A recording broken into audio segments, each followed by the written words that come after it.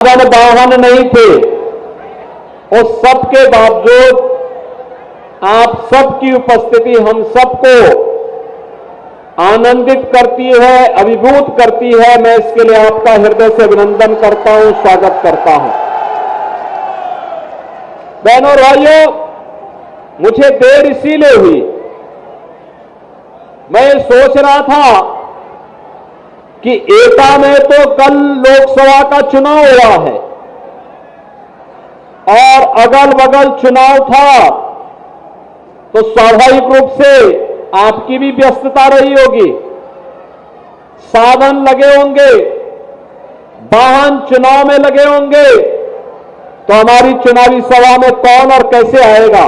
लेकिन मुझे अभी यहां पर बताया गया है, श्री सत्यपाल सिंह राठौर जी के द्वारा बताया गया कि लोग अपने साधन से, अपने वाहन से, किसी प्रकार से ट्रॉली ट्रैक्टर से बैठ करके और लंबी दूरी तय करके यहां पर आए हैं। ये लोकतंत्र के प्रति आप सबकी आस्था को तो व्यक्त करता ही है, लेकिन साथ साथ देश के अंदर जो चल रहा है ना वर्तमान में, पूरा चुनाव आज राम भक्तों के बीच में और राम द्रोहियों के बीच में बढ़ करके रह गया है। एक तरफ राम भक्त है जो कहते हैं हम भारत की सुरक्षा के लिए, भारत के सम्मान के लिए, गांव, गरीब, किसान, नौजवान, महिलाओं के उत्थान के लिए, गरीब कल्याण के लिए कार्य करेंगे, और दूसरी तरफ रामद्रोही है, कहते हैं हमारी राम में आस्था नहीं, राम मंदिर बेकार बन गया, यही बोल रहे हैं। और जब इनको सत्ता में आने का अवसर प्राप्त होता है तो बहनों और भाइयों, ये हर जगह डकैती डालने में बड़े माहिर होते हैं, और इसीलिए ये रामद्रोही बातों से नहीं मानते हैं, और इसीलिए हमने इसके लिए एक नया आविष्कार किया है, और वह आविष्कार आपके सामने खड़ा है।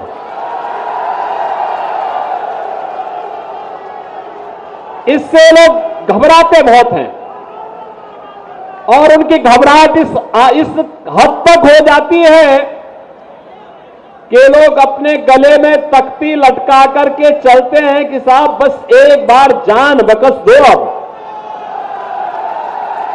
आप सोचो, जो लोग सत्ता में आने पर किसानों को, व्यापारियों को, बेटियों को, नौजवानों के जीवन के साथ खिलवाड़ करते थे, उनकी सुरक्षा के लिए खतरे बने हुए थे, आज उनकी हालत देखते होंगे। जो पहले गरीबों की जमीनों पर कब्जा करते थे, व्यापारियों से रंगदारी वसूली करते थे, बेटी की सुरक्षा के लिए खतरा बने हुए थे, आज जब उनके गले में तख्ती देख करके जान की भीख मांगते हुए आप देखते होंगे, तो आपको भी खुशी होती होगी ना? होती है कि नहीं होती है? और बहनों और भाइयों, ये सुरक्षा की गारंटी केवल भाजपा दे सकती है। भाजपा, ये भाजपा दे सकती है। कांग्रेस और समाजवादी पार्टी का गठबंधन सुरक्षा पर सेंध लगाने वाला गठबंधन है। हर व्यक्ति की जेब को में डकैती डालने वाला गठबंधन है। देश के अंदर आतंकवाद और नक्सलवाद को भड़काने वाला गठबंधन है। यह गठबंधन तो राम मंदिर का विरोध करने वाला गठबंधन है। बहनों और भाइयों, प्रोफेसर राम गोपाल यादव को राम मंदिर कैसे अच्छा लग पाएगा, क्योंकि ये लोग तो आतंकवादियों को छुड़ाते हैं जेल से। देखा होगा आपने समाजवादी पार्टी की सरकार के समय, जिन आतंकवादियों ने अयोध्या में राम जन्मभूमि पर आतंकी हमला किया था, जिन आतंकवादियों ने संकट मोचन मंदिर काशी पर हमला किया था, जिन आतंकवादियों ने, बहनों और भाइयों, जिन आतंकवादियों ने लखनऊ, अयोध्या और वाराणसी की कचहरियों पर हमला किया था, और जिन आतंकवादियों ने रामपुर के सीआरपीएफ कैंप पर हमला किया था, ये सभी हमले समाजवादी पार्टी की 2004 से लेकर 2007 तक की सरकार के समय हुए थे। और बहनों और भाइयों, जब यही सरकार फिर से 12 में आती है, तो तत्कालीन मुख्यमंत्री ने सबसे पहले अगर कोई आदेश किया तो आदेश किया था आतंकवादियों के मुकदमों को वापस लेने का। उनको प्रदेश की सुरक्षा की चिंता नहीं थी, देश के सम्मान की चिंता नहीं थी, नौजवानों के भविष्य की चिंता नहीं थी, बेटी और व्यापारी की चिंता नहीं थी, उनको तो आतंकवादियों की चिंता थी, आतंकवादियों को। बहनों और भाइयों, ये देश की सुरक्षा पर सेंध लगाने वाले लोगों को क्या देश के अंदर शासन करने का अधिकार होना चाहिए क्या? क्या इन्हें सत्ता में आने का अधिकार होना चाहिए क्या? भारत के अंदर जो राम का विरोध करे, राम मंदिर का विरोध करे, बहनों और भाइयों, उन्हें वोट देने का तो पाप लगेगा ही लगेगा, लेकिन कोई व्यक्ति उन्हें वोट देता भी है तो बहनों और भाइयों, वो अपना इस लोक को तो खराब कर ही रहा है, परलोक को भी खराब कर देगा। और इसीलिए कल जब चुनाव के 3, ये जो सेफई परिवार चुनाव लड़ रहा है ना, 3 सीटों के परिणाम तो कल ही आ गए हैं। तीनों में वे हारेंगे, और 13 को कन्नौज का नंबर भी आने वाला है, और फिर उसके बाद 25 को आजमगढ़ का नंबर भी आ जाएगा। ये सब कमल का फूल सब जगह खिलने वाला है, सब जगह कमल ही कमल खिलेगा, क्योंकि अब तो लोगों को विकास और सुरक्षा पर विश्वास हुआ है। बहनों और भाइयों, अब तो मैं इस बात को मान सकता हूं ना कि एटा में किसी गरीब की जमीन पर अब तो कब्जा नहीं होता होगा। गरीबों की जमीनों पर और ग्राम पंचायत की जमीन पर अब कोई ईंट का भट्टा नहीं खोल सकता है ना। अब तो विश्वास हो गया है ना। और इसीलिए आया हूं बहनों भाइयों आपसे कहने के लिए, ये जो परिवर्तन हुआ है ये यूपी में, ये समाजवादी पार्टी की सरकार थी। बहनों और भाइयों, आपने देखा होगा कर्फ्यू लगता था, दंगे होते थे। आज दंगा नहीं है यूपी में, कर्फ्यू भी समाप्त हो गया है। अब तो आपने देखा होगा जो समाजवादी पार्टी और कांग्रेस के लोग पहले कावड़ यात्रा को रोकते थे, हमने कावड़ यात्रा को धूम धड़ाके के साथ चलाने की अनुमति दे दी है। और यह भी कहा है कि कावड़ यात्रा चलेगी ही नहीं, बल्कि उसमें पुष्प वर्षा भी हेलीकॉप्टर से होना चाहिए। बहनों और भाइयों, आज मैं इसीलिए जब आपके यहां आया तो मैं उसी हेलीकॉप्टर को लेकर आया जो आप पे पुष्प वर्षा करता है कावड़ यात्रा में। और मैं आपसे ये कहने के लिए आया हूं, आज विरासत भी है और विकास भी है। अयोध्या में राम मंदिर का निर्माण हो, सोरो धाम का पुनरुद्धार हो, संकिसा के बारे में किया जाने वाला विकास का कार्य हो, या काशी विश्वनाथ धाम का निर्माण, या मां विंध्यवासिनी धाम, या सुख तीर्थ या नैमिष तीर्थ के विकास का कार्य, ये विकास के कार्य विरासत को सम्मान देने का कार्य है। क्योंकि मोदी जी ने कहा है गुलामी के अंशों को समाप्त करेंगे और विरासत का सम्मान करेंगे। ये विरासत यही है कि हम अपने धामों को, अपने तीर्थों को, अपने आराध्य देवों के पवित्र स्थलों को अपने महापुरुषों से जुड़े हुए स्थलों का पुनरुद्धार करेंगे, उनका सुंदरीकरण करेंगे। और विकास वही है जो हाईवे के रूप में, रेलवे के रूप में, मेट्रो के रूप में, one district one medical college के रूप में, IIT, IIM, AIIMS, NIT, triple IT या वर्ल्ड क्लास यूनिवर्सिटी के रूप में, हर घर नल की योजना के रूप में जो आपको प्राप्त हो रहा है, ये विकास है। विकास के बारे में अभी मुकेश राजपूत भी बोल रहे थे और सत्यपाल सिंह राठौर भी कह रहे थे कि हमें 4 लेन से जुड़ना है। हमने कहा आपका काम हो गया, चिंता मत करिए, सब काम तो धड़ल्ले से होते हैं, इसकी चिंता नहीं करनी है। चिंता जनता जनार्दन की चिंता जनप्रतिनिधि करे और सुरक्षा और विकास की चिंता हम लोग लखनऊ और दिल्ली में बैठ करके कर लेंगे। बहनों और भाइयों, आज जो परिवर्तन हम सबको देखने को मिल रहा है यूपी में या देश में, ये केवल और केवल मोदी जी के यशस्वी नेतृत्व के कारण हुआ है। प्रधानमंत्री मोदी जी का यशस्वी नेतृत्व, कश्मीर से लेके कन्याकुमारी तक, अटक से लेके कटक तक, ये जो पूरा भारत है आज, बहनों और भाइयों, इस पूरे भारत के अंदर आज जो बदली हुई तस्वीर दिखाई दे रही है, इस तस्वीर के नेतृत्व करता है मोदी जी, प्रधानमंत्री मोदी जी। दुनिया के अंदर भारत का सम्मान बढ़ा रहे हैं, देश की सीमाओं को सुरक्षित कर रहे हैं, आतंकवाद और नक्सलवाद का खात्मा कर रहे हैं, नौजवानों के लिए मिशन रोजगार के माध्यम से नौकरी प्रदान कर रहे हैं और गरीब कल्याणकारी योजनाओं की तो कोई गिनती ही नहीं। आप सोचो, अरे शर्म आनी चाहिए राम का विरोध करने वालों को, इनको पूछना चाहिए भगवान राम का समय, राम राज्य का समय है और यहां पर समाजवादी पार्टी के प्रत्याशी वोट जिहाद की बात करते हैं। आप सोचो, भारत क्या शरीयत और जिहाद से चलेगा क्या? भारत को तो हमें संविधान से चलाना है। बाबा साहब भीमराव अंबेडकर के संविधान से भारत चलेगा।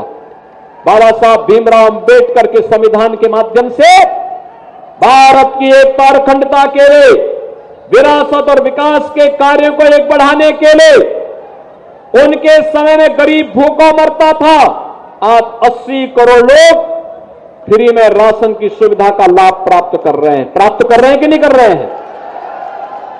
उनके समय में स्वास्थ्य सुविधा के अभाव में लोग मरते थे, दम तोड़ते थे। और बहनों और भाइयों, आज 60 करोड़ लोगों को 5 लाख रुपए की आयुष्मान भारत की सुविधा प्राप्त हो रही है। 5 लाख रुपया हर साल।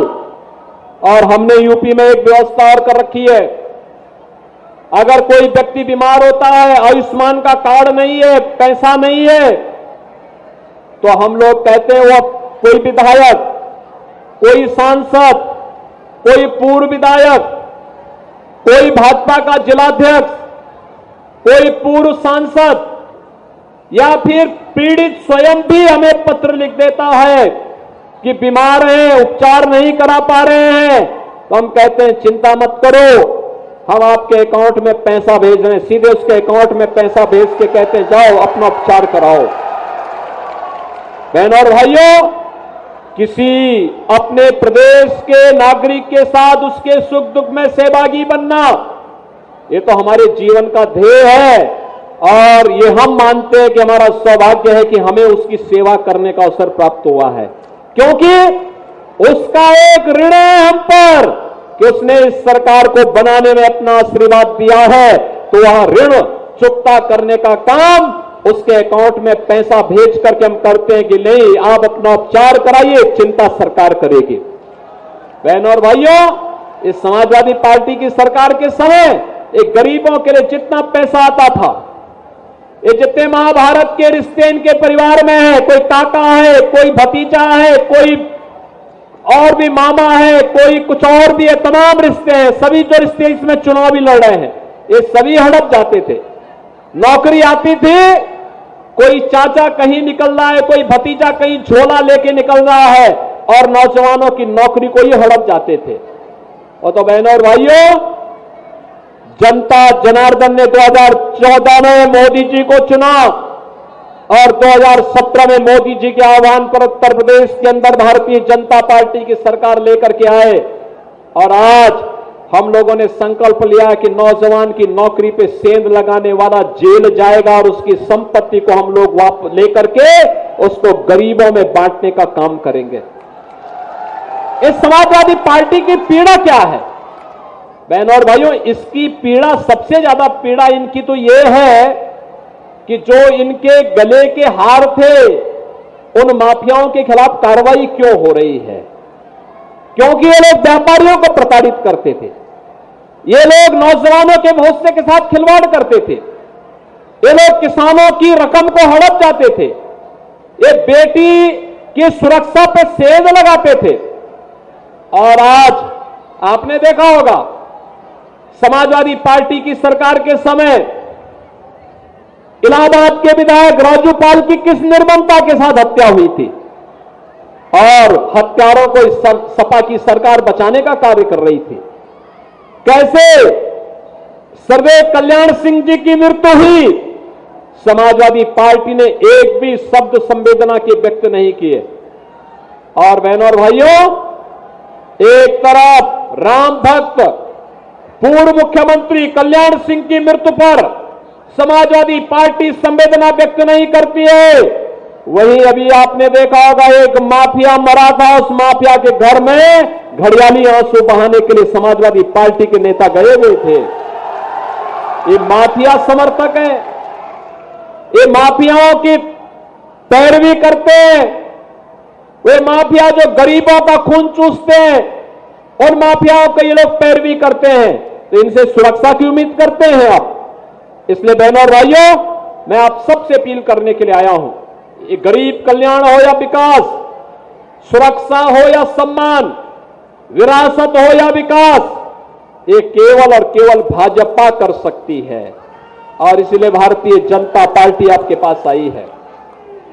पूरे देश के अंदर मोदी जी के नेतृत्व में एक ही लहर है और वह है कि फिर एक बार मोदी सरकार का। बहनों और भाइयों, मोदी सरकार के लिए आप सबको मुकेश राजपूत बनना पड़ेगा 13 मई तक। सहमत है? बनेंगे? सबको बनना पड़ेगा। मोदी जी का और योगी जी का प्रतिनिधि बनना पड़ेगा, घर घर जाना पड़ेगा और घर घर जाकर के लोगों को हमारी अपील सुनानी पड़ेगी कि देश के विकास का चुनाव है।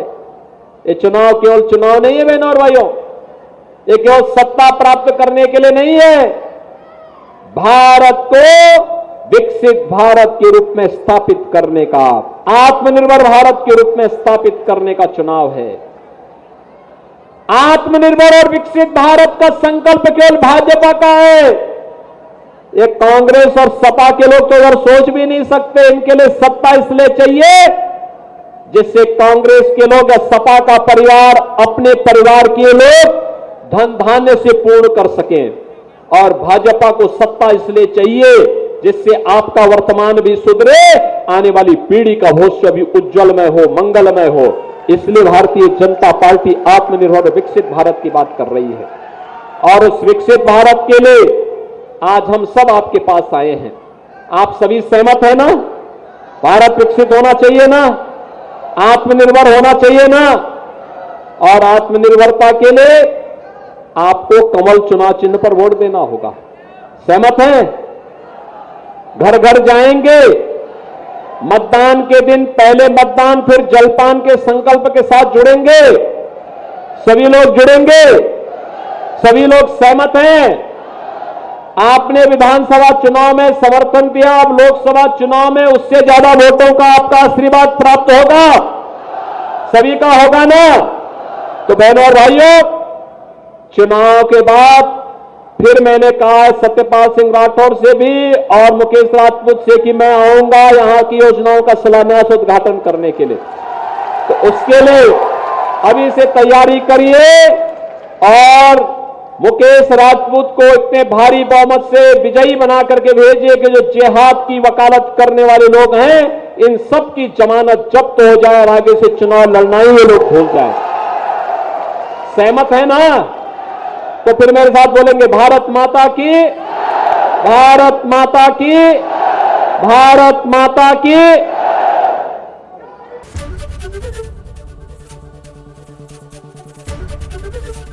एबीपी गंगा, खबर आपकी, जुबान आपकी।